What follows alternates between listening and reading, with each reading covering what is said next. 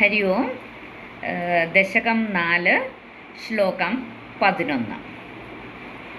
അഗ്നിവാസരവളർക്ഷപക്ഷകൈരുത്തരായണജുഷാജ ദൈവതൈഃ പ്രാപിതോ രവിപദം ഭവത്പരോ മോദവാൻ ധ്രുവപദാന്തമീയതേ. ഒന്ന് പിരിച്ചു നോക്കാം. അഗ്നി വാസര വളർക്ഷ പക്ഷകൈഃ. അഗ്നി വാസര, അവിടെ വളർക്ഷ എന്നും ലായും ചിലയിടത്ത് എഴുതിയേക്കും. രണ്ടും ശരിയാണ്, പാഠഭേദമാണ്. ലായും ലായും അർത്ഥം ഒന്ന് തന്നെയാണ്. അഗ്നിവാസര വളർക്ഷ പക്ഷകൈഃ ഉത്തരായണ ജുഷാ ച ദൈവതൈഃ. ഉത്തരായണ ജുഷാ ച ദൈവതൈഃ പ്രാപിതഃ രവി പദം ഭവത്പരഃ മോദവാൻ ധ്രുവപദ അന്തം ഈയതേ. ധ്രുവപദാന്തമീയതേ. ധ്രുവപദ അന്തം, അതാണ് ധ്രുവപദാന്തം. ഈയതേ, ധ്രുവപദാന്തമീയതേ. അങ്ങനെ ചൊല്ലുമ്പോൾ പിരിച്ചു ചൊല്ലരുത്. ധ്രുവപദാന്തമീയതേ.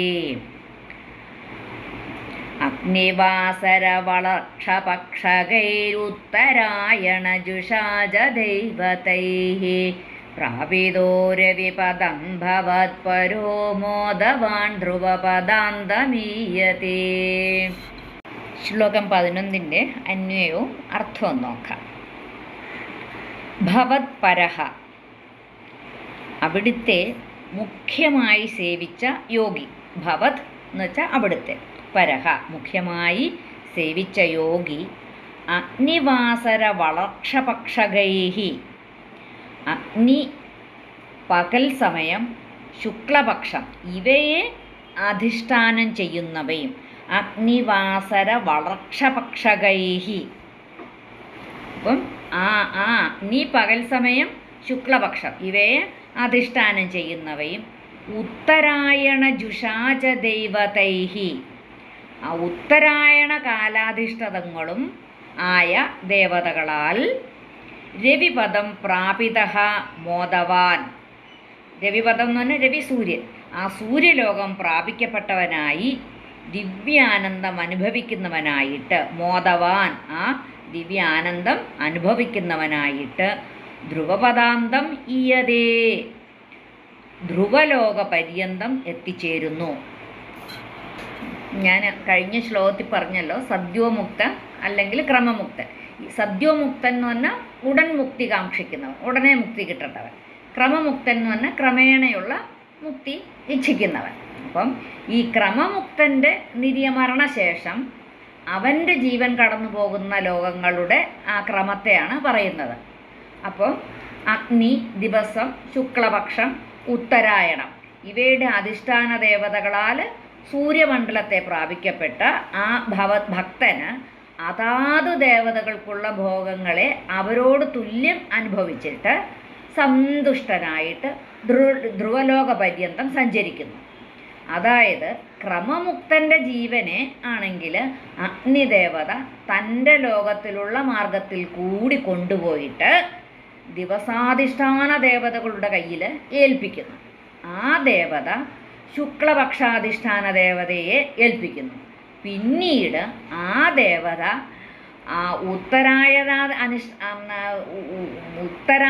അധിഷ്ഠാന ദേവതയെയും അത് ദേവലോക മാർഗത്തിൽ കൂടി കൊണ്ടുപോയിട്ട് വായുദേവതയെയും ഏൽപ്പിക്കുന്നു. വായുദേവത തൻ്റെ ലോകത്തിലൂടെ കൊണ്ടുപോയി ആദിത്യ ദേവതയുടെ കയ്യിലും, ആദിത്യ ദേവത തൻ്റെ ലോകത്തിലൂടെ കൊണ്ടുപോയി ചന്ദ്രദേവതയുടെ കയ്യിലും ഏൽപ്പിക്കുന്നു.